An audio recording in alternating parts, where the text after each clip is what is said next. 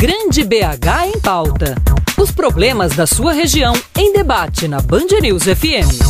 BH em Pauta dessa semana são pessoas desaparecidas. Júlio Vieira tem as informações. BH em Pauta dessa semana são pessoas desaparecidas. Júlio Vieira tem as informações.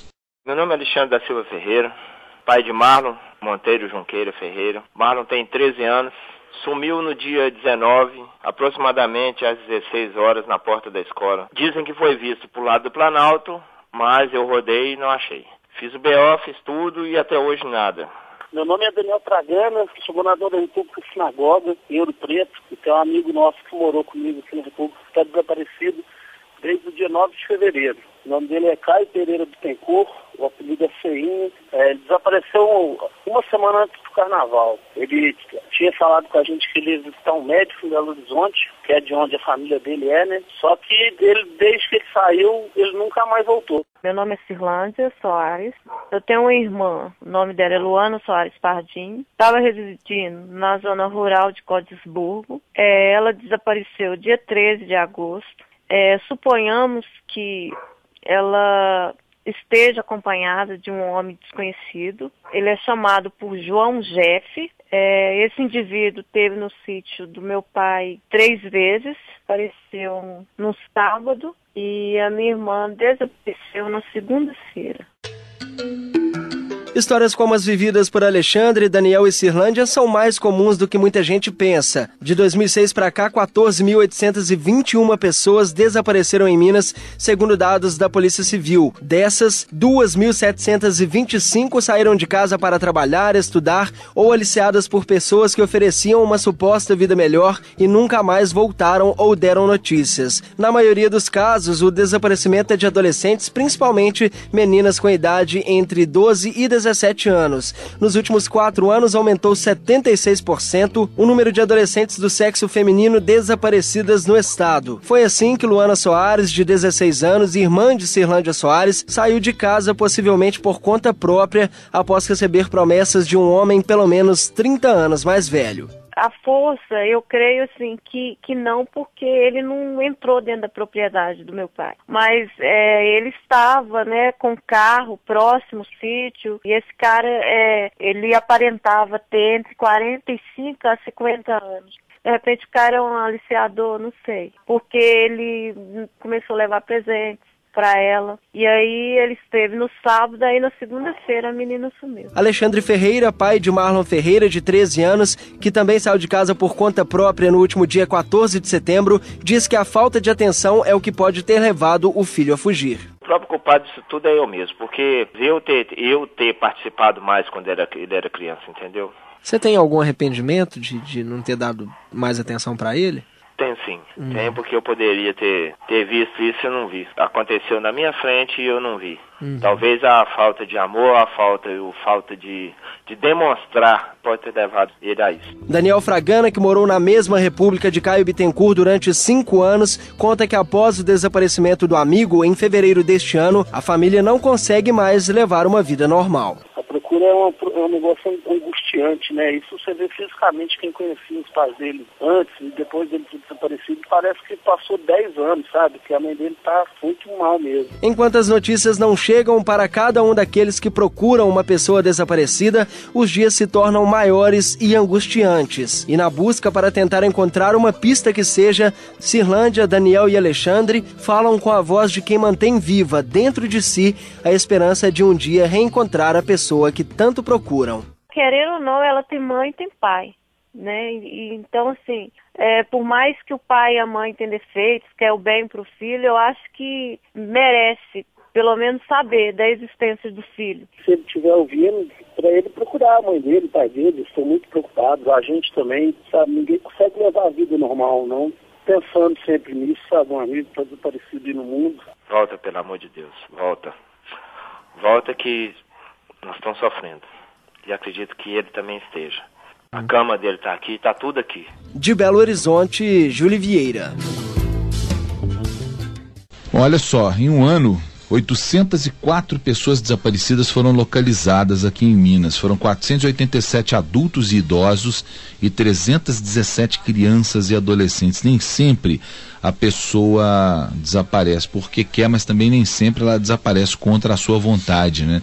E esse é um dilema, é um drama que tanto as famílias quanto as pessoas envolvidas nesse processo, as pessoas que precisam trabalhar com familiares ou em busca dessas pessoas desaparecidas, esse é um drama e um dilema que eles vivem, né? É descobrir até que ponto a pessoa sumiu porque quis. Sim. E até que ponto ela sumiu levada, ou em que situações ela sumiu levada por alguém. Ou foi sequestrada por criminoso que não a conhece. É uma coisa que acontecia com muita frequência. Nós tivemos problemas em Belo Horizonte, não sei se vocês se lembram, de mulheres que desapareceram na década de 90, início da década de 90, na região da Pampulha, próximo da mata da UFMG e tudo mais. Várias mulheres, algumas nunca foram encontradas, nunca se soube o destino delas. E outras foram encontradas, mortas, etc. E no caso, por exemplo, na época do maníaco de Contagem, que mulheres desapareciam, depois eram encontradas e se descobriu que era o mesmo cara. Então há esse dilema, e é sobre esse assunto, para abrir nossa discussão da semana, falar sobre os números de desaparecidos em Minas Gerais, sobre o trabalho da Delegacia de Desaparecidos em Minas Gerais principalmente. Nós vamos conversar agora com a delegada Cristina Tcheli Sicarelli, que é a titular da divisão de referência da pessoa desaparecida da Polícia Civil de Minas Gerais. Doutora Cristina, bom dia para a senhora. Bom dia. Prazer falar com a senhora aqui na Band News FM. Igualmente, também é um grande prazer e oportunidade também de conscientizar a população sobre a matéria, né? Sobre a questão do desaparecimento de pessoas. Pois é, nós abrimos essa nossa conversa falando exatamente desse problema, que existe um dilema que atinge tanto familiares de pessoas que sumiram, quanto pessoas que trabalham com os familiares ou em busca dos desaparecidos. Eu estou falando da polícia, de pessoas ligadas à assistência social, que é conseguir descobrir, chegar naquele ponto onde você descobre se a pessoa sumiu porque ela quis sumir, se ela foi embora mesmo, ou se ela sumiu porque ela está com uma depressão, ou se ela sumiu levada por algum criminoso de alguma forma, ou algum ex-namorado, ou algum criminoso sequestrador mesmo. Quer dizer, há uma série de pontas que precisam ser amarradas antes da polícia definir qual vai ser o trabalho que vai ser desenvolvido em cada caso, né? Então, cada caso é um caso. Como é que vocês fazem para chegar nesse ponto, doutora? E essa é mesmo a fase, talvez, mais complexa do trabalho de vocês? De fato, apurar desaparecimento é uma circunstância bastante complexa, ela difere do crime, porque o delito, quando nós estamos fazendo a apuração do delito, nós já temos o diagnóstico do que de fato ocorreu. Se aconteceu um roubo, nós já temos um diagnóstico de que houve o roubo, assim o furto, assim o homicídio, mas quando nós estamos falando de desaparecimento, nós não temos este diagnóstico e abrem-se diversas vertentes. E nós temos que, de imediato, buscar um caminho correto a seguir, porque o desaparecimento, a princípio, ele é um fato atípico, ele não é uma questão criminosa, mas, de repente, por detrás do desaparecimento, existe a ação criminosa. Eu costumo muito comparar o desaparecimento como um lago, né? Em que você observa a superfície, mas é preciso mergulhar neste lago para buscar a verdadeira motivação. E, de repente, o que para nós não é, a princípio, crime, está ocultando um homicídio, está encobrindo, né? Um homicídio com ocultação de cadáver, um latrocínio com ocultação de cadáver, o próprio sequestro, o próprio cárcere privado, e muitas vezes é a própria evasão do lar de forma voluntária, aí que nós estamos tendo um aumento crescente na questão do desaparecimento de adolescentes do sexo feminino, e quando você vai buscar a motivação, a evasão é voluntária, mas ocultando, encobrindo uma motivação criminosa, como nós tivemos um exemplo aí da semana passada, onde a adolescente sofria tortura no próprio lar.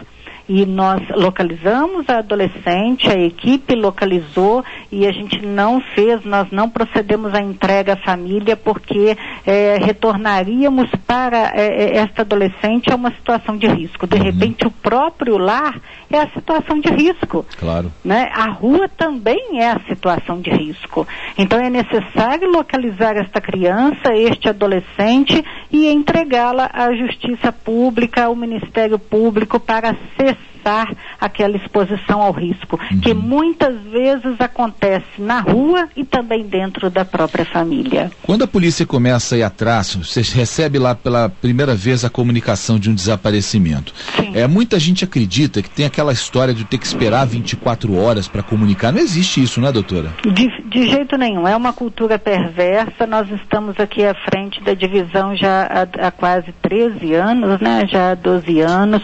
E quando nós assumimos aqui a titularidade, já existia esta cultura perversa, impressionante, porque nós nos aliamos aí aos meios de comunicação para pôr fim a esta cultura, e como é difícil desconstruir algo que já vem há anos.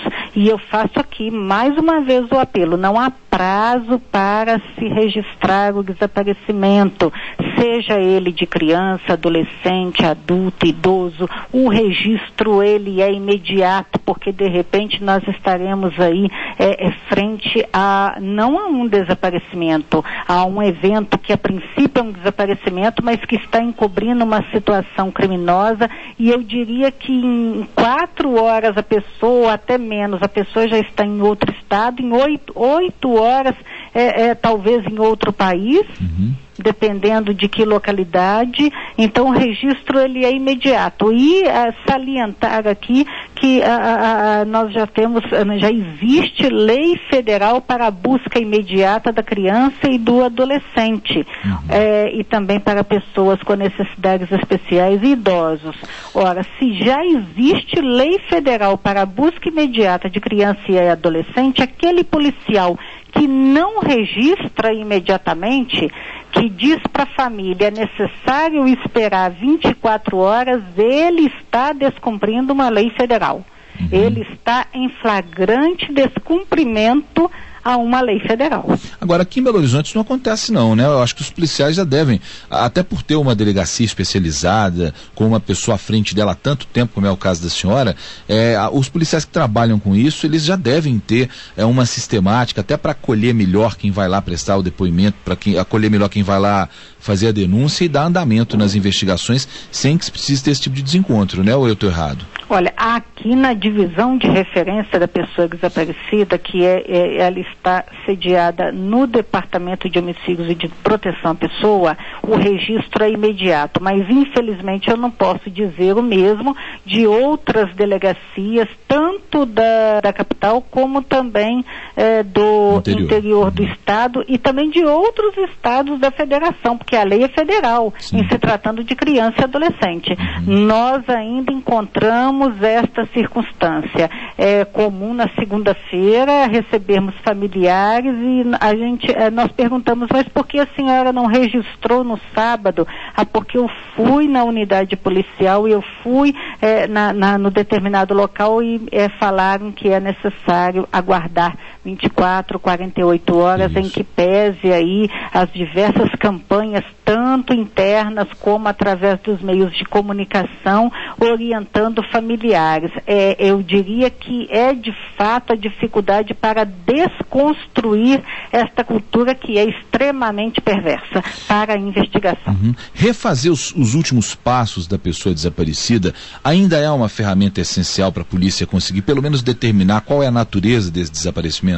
Não tenha dúvida, é refazer, chegar até o ponto onde ocorreu de fato o desaparecimento, é buscar os vestígios ainda recentes. Por isso é que eu digo que é necessário o registro imediato, e a gente tem trabalhado nesse aspecto.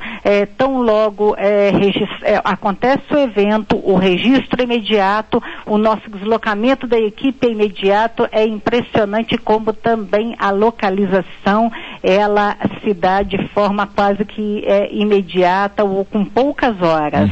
E quando há uma demora no registro, os vestígios eles vão assim desaparecendo. Eu não quero dizer que não se torne impossível, mas a testemunha ela já não é alcançada naquele local imediatamente. Existem dificuldades maiores para a investigação.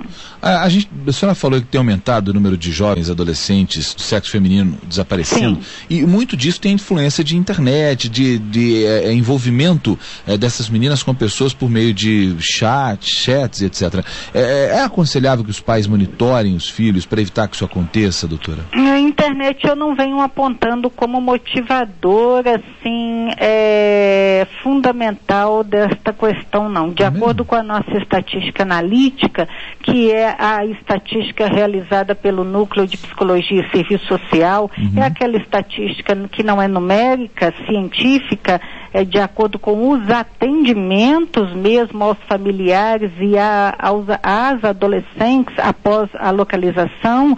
A maior motivação tem sido ainda o conflito intrafamiliar e a busca de aventura e liberdade. A internet, ela vai alcançar um terceiro momento. É mais aquela relação de consumo. Quando ela busca liberdade, ela também quer buscar aquela veste mais moderna, ela quer o celular de última geração, são outras circunstâncias envolvendo circunstâncias mais locais, são outras situações facilitadoras. Agora, a internet é facilitadora, mas eu não aponto como a primeira motivação. Ela é facilitadora, mas nós não temos muitas ocorrências onde a garota, ela conhece um determinado indivíduo, uma determinada coleguinha, e por influência daquela pessoa ocorre a evasão do lar. A internet, isso acontece em menor proporção.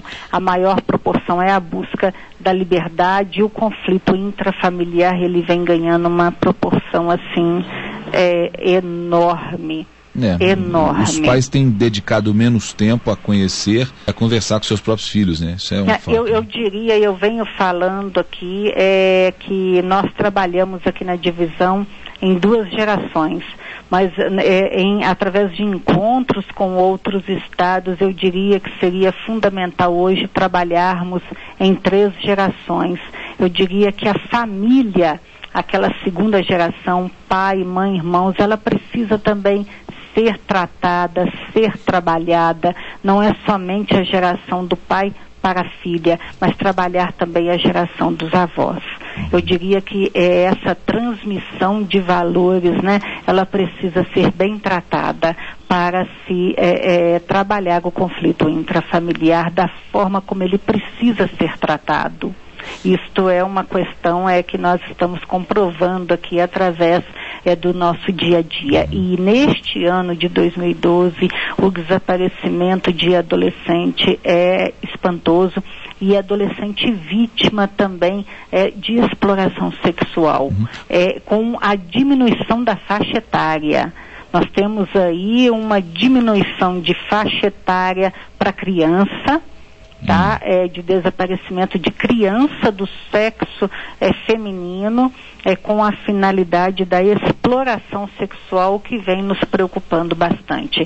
É evidente que quando nós localizamos esta criança, esta adolescente já vítima de exploração sexual, vítima de tortura, vítima de maus tratos, de cárcere privado, nós efetivamos a ocorrência para responsabilizar criminalmente aquelas pessoas responsáveis pelo evento criminoso. A senhora tem números, doutora, sobre esses desaparecimentos? Eu sei que a delegacia estava com uma dificuldade de compilar esses números aí agora, para a gente mais cedo, né? Mas a senhora conseguiu isso? A senhora tem esses números? Surpresa para nós. O que nós temos aqui hoje, o total de pessoas desaparecidas no estado de Minas é 2.733. Este dado é agora. Isso, pessoas sumidas esse ano?